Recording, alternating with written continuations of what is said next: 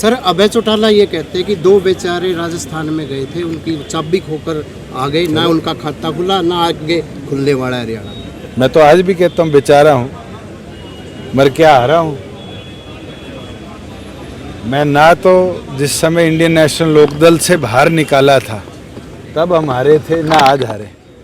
हमने दम तो दिखाया, राजस्थान में गए, 13 जिलों में पार्टी को खड़ा किया, 60,000 वोट लिए। उन लोगों से ये तो पूछो, 3 विधानसभा में गए, 3 अलग अलग लोगों के लिए, एक बीजेपी के उम्मीदवार के लिए, एक कामरेड के लिए और एक निर्दलीय के लिए, और ऐसे शुभ कदम लगाए राजस्थान में, तीनों हराए हैं।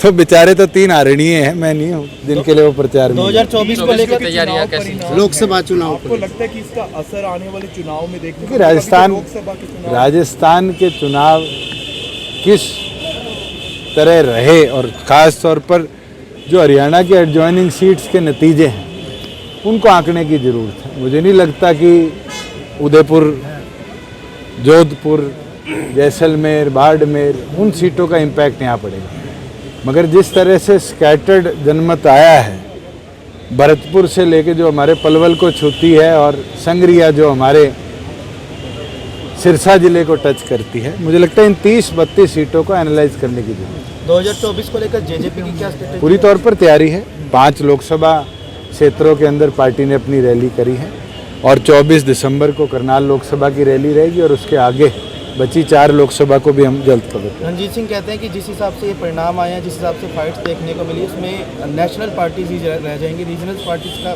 कोई स्कोप नहीं रहेगा। अगर आप राजस्थान के नतीजों को देखेंगे तो बड़ा शॉकिंग है कि एक सीट है जिसमें फर्स्ट और सेकंड दोनों निर्दलीय हैं, और थर्ड और फोर्थ की जमानत जब्त हुई। राजस्थान की 90% सीट ऐसी है जहां जो तीसरे नंबर पे कैंडिडेट था, चाहे वो निर्दलीय था, किसी पार्टी का था, उसको 10,000 वोट से कम मिले। अधिकतम ऐसी सीट्स रही हैं, चाहे हमारे यहाँ राजगढ़ की सीट है, बसपा जीती। बसपा और कांग्रेस का जो अंतर था वो 25,000 का है। अगर मैं बात करूं, कांग्रेस जीती फतेहपुर की सीट, तो कांग्रेस और सेकंड पे जो कैंडिडेट आया 25,000 का अंतर है। तो वहाँ वोटिंग ट्रेंड्स कैसे रहे हैं, उसका लोकसभा पे क्या इम्पैक्ट है, कहना बहुत जल्दी है। सेशन आ रहा है, सेशन को लेकर पूरी तैयारी है।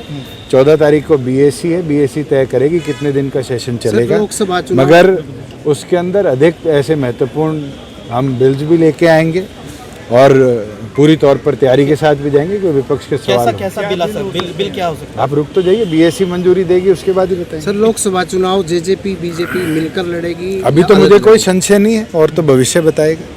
75% आरक्षण वाले को लेकर सुप्रीम कोर्ट जाएंगे।